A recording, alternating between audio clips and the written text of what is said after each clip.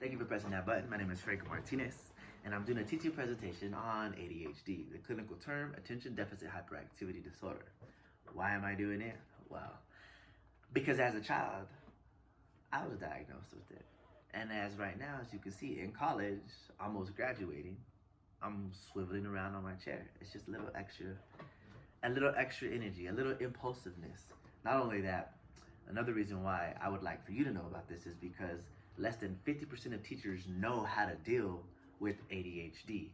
Even families know less than 50% of disorders. Now take that.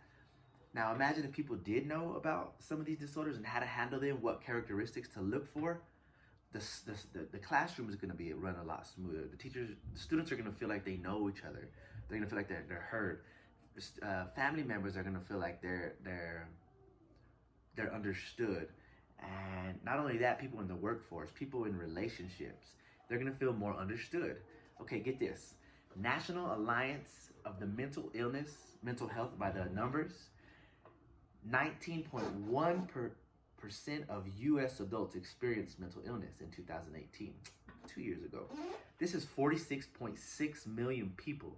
Now, this represents 1 in 5 adults. 1 in 5 adults have a mental illness. Okay, 4.6% of U.S. adults experienced serious mental illness in 2018. That's 11.4 million people. Now imagine if we understood this more. How much more the classrooms would run smoothly, how much more the household structure would run smoothly, how much more relationships, jobs, you name it. And we're just talking about United States. This is going on around the world, Europe and other countries.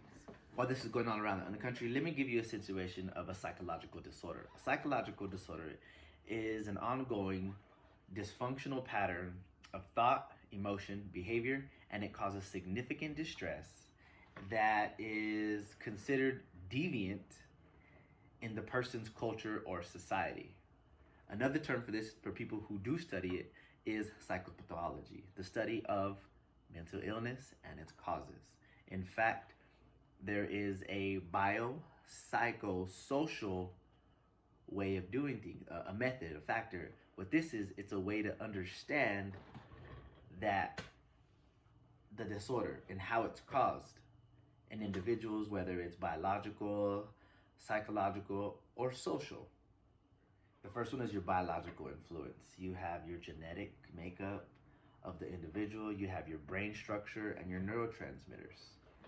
The psychological influence is you have your responses to stress of patterns of negative thinking. That's one of them. Now the third one is a social cultural influence. The cultural influence, the expectations, the definitions of normality and disorders, the stigma and prejudice, and homelessness and abuse. And now, of those three right there, let's go into stigma. There's a bunch of stigma around many things. And I keep moving. Let's get the stigma. The stigma is a negative attitude and belief that cause the general public to avoid certain people, including those with a mental illness. It's a us versus them way of thinking in the community. Does this make sense? Every culture and society in the community has its own views on this. It says including mental illnesses. Now there's other stigmas that you have out there. For example, is this person wearing a mask? He's not wearing a mask, or she's not wearing a mask. There's a stigma. Oh my gosh, get away. Or if you're not wearing a mask and you see people with the mask, you're like, oh my gosh, what's wrong with you? Another stigma is your political parties. You're a Republican? Oh my gosh, you're retarded. You're a Democrat? Oh my gosh, you're retarded. You're an independent? You're none of that? Oh my gosh, you're retarded. Those are stigmas. Now, and people go as far as to say you have mental illnesses if you're related to this type of individual or this type of party or this type of reference group. That's what stigma is in their own community. Now imagine how this is with disorders. Because when we imagine this with disorders, let's take it back a few years. Or you know what? People that go to church. The Old Testament and the book of Samuel tells us that as a consequence of his sins, God sent King Saul an evil spirit to torment him. Book 1 of Samuel, chapter 16, verse 14. Another religion, ancient Hindus see tradition, the ancient Hindu tradition attributed psychological disorders to sorcery and witchcraft. You know, and they would take you to the Middle Ages when they were believed that somebody that had this mental illness only occurred when the person was infected with the evil spirit, particularly the devil. Now, the remedies to do all this, get this, they would whip people. They would let blood out of people. They would purge these people. They would even go into trepanation. That I think is the word trepidation or trepidation. It's where they drill a hole in your head to let out the evil spirits. Okay, get this. Let's see if we can diagnose. Just tell yourself yes, no, or if you need more information. Okay, Jack is talking out loud, or Jackie is talking to herself out loud while she's doing her work, and her roommate thinks something must be wrong with her. Do you diagnose her? Do you not diagnose her, or do you need more information? 2, Claire believes that her husband, when he hears noises in cars, that it secretly means something else that results in some kind of nuclear war, and that he has to go out of his way to solve riddles in order to solve it. Do you diagnose him? Do you not diagnose him, or do you need more information? 3, Henry. Sally is very depressed during the winter. So what she does is she gets on sweats, she drinks hot cocoa, and she watches TV all day. Do you diagnose her? Do you not diagnose her, or do you need more information? 4, Frank is worried about the traffic.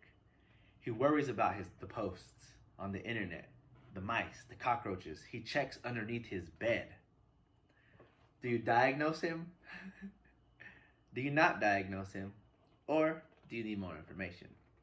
5, a worshiper speaks tongues and says that he is gifted with the Spirit and talks to Holy Spirits, and that it's a gift that the angels have given him. Do you diagnose him? Do you not diagnose him? Or do you need more information? Well, all of them is you need more information, because there is many characteristics that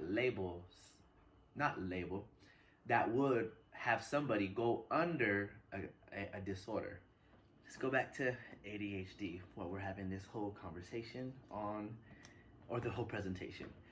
ADHD is a childhood disorder. And with this ADHD disorder, you have 2 dimensions. It includes 2 dimensions. What this is inattention and impulsivity and hyperactivity. Some of the characteristics that are in this hyperactivity or ADHD, you have the verbal working memory, which is like a little more than 15 seconds, or your attention span. You have your spatial memory. Sometimes people with ADHD, they don't really know their boundaries, because like, oh, my bad. Or they'll do something real quick, and then before they think about it, they're like, oh, I forgot the spatial boundaries. That's a spatial boundary. That's what they have. And you also have the response inhibition. Response inhibition is where they can't stop themselves from doing something. And once they've done it, they're like, oh my gosh. And then they feel bad about it. And they go over and over, why did I do that? And then if somebody doesn't understand them, then it just goes into another area of self-esteem that we don't want to get into yet, but it's very important to know. And the individual also has a cognitive response flexibility, sometimes where they're not able to be flexible with their thinking. But that could be with a lot of other people with being stubborn. That's why I'm saying there's a lot more characteristics in diagnosing somebody than just going off of one trait. Now we also have their response in planning. They have a thing for planning. Their vigilance is very shown to be a problem in this. In brief, ADHD people have a difficulty paying attention and an inability to inhibit their responses. Have you ever come across somebody who just constantly does something? Well, not constantly, but a child who does something in class, impulsive, boom, boom, boom, boom, boom, and then all of a sudden, why'd you do that? Like, I don't know. Or when the kid's at home, they do something and they'll throw it, bow, and they'll go it over and over. Then it's like the impulsive, and they'll think about it after they've done it. Remember, it's just this is one thing. Now, all of these things together with many other stuff that will classify somebody as having ADHD. So not just because somebody does one of these or maybe four of these, there's quite a few of these 3 months on, 6 months on. Make sense? And although that children both with and without ADHD have economical small world network properties, their networks differ in terms of long distance and short distance neural connections as compared with long distance. In other words, what I just mentioned earlier with the memory, the spatial, and the inhibition, the response. Those who do have it, they have a short distance, a long-term neural pathway. But the ones who don't have it, they have a long pathway where they have a memory of attention span. Now, evidence suggests ADHD is influenced by genetic components. More than 20 researches suggest that its heritability rate is 76%. Furthermore, 25% of parents with a history of this have a biological child or children who show hyperactivity. Now, with this in mind, we have where it's most affected at. Let's get into the areas. You got your frontal, your striatal. It's like underneath the frontal and the parietal. In there is a striatal, and then you have a cerebellum, so it's in the back of the brain. And these studies show that the white and gray matter is affected with the ADHD. Specifically, 7% decrease in the cerebellum volume and an 8% decrease in the total cortical volume of all four major lobes of the brain that are in with this, that control it. The four major lobes are your frontal, your parietal, your occipital, and then your temporal. The temporal is underneath the frontal and the parietal. And then your temporal, you come with your what is it? Many like your emotions, your memory, and your pituitary gland, also where you have your third eye inside for Egypt. Now that we have this down, we have the treatments, many treatments out there, medication, right? And with this medication, what does it do? It stimulates the mind. To get more into it, your synapses and your neurons, you don't have that strong connection because you have that short distance. So what it does is it helps stimulate to connect that long distance. It's a chemistry thing. It's not a mind thing. Mind is philosophy. It's a brain, chemistry, which is neurological, all right, physiological.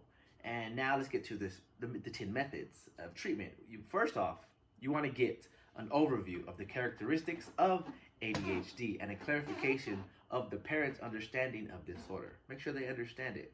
Not only parents, teachers, relationships, people, a spouse, makes sense where you can go to help that out. 2, you want to review behavioral management techniques and the problems associated with escalating negative interactions with the child.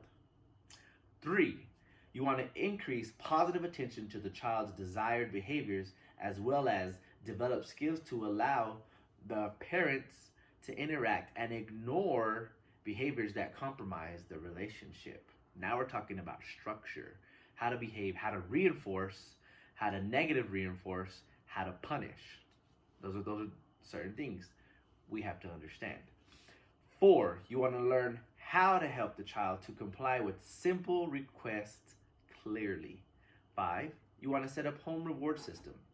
6, you want to add costs for minor or punishments, costs for minor rule violations to home reward system. 7, you want to use timeout period for serious rule violations.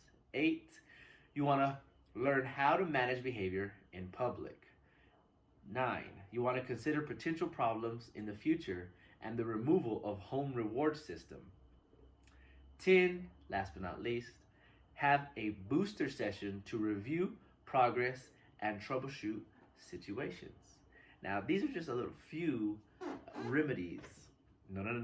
Well, therapeutic remedies, because we heard about the remedies earlier where they be drilling holes in people's head. We don't want to hear, I'm not encouraging to drilling holes in people's head, which some people might like. You know what? Some people really need that lobotomy. Some people really need a hole drilling. Some people need a spanking, what they're going to say. Who knows? I'm not advocating any of that in this 10 methods. Now, once we get a bit of this, and you see a bit of this, you're gonna notice that you're gonna get more of a response. You're not gonna get more of a resistance. You're gonna understand more of what you thought was somebody not wanting to connect with you, or somebody who's trying to be rebellious, with more or less somebody who you have an understanding of these individuals that come with the long distance and the short distance memory. Now, it has nothing to do with personality. It has nothing to do with other psychological abnormalities where people are out injuring individuals, harming individuals. You're gonna realize, you're gonna be like, no, that's not it. They don't go with that. It's just the relationships are gonna build more. You're gonna understand each other more, and you're also gonna spot out individuals who are abusing their title, who are abusing their authority. And you're gonna be like, you do not do that. You're gonna see also people who overdiagnose when you get 1 or 2 or 3 of these characteristics.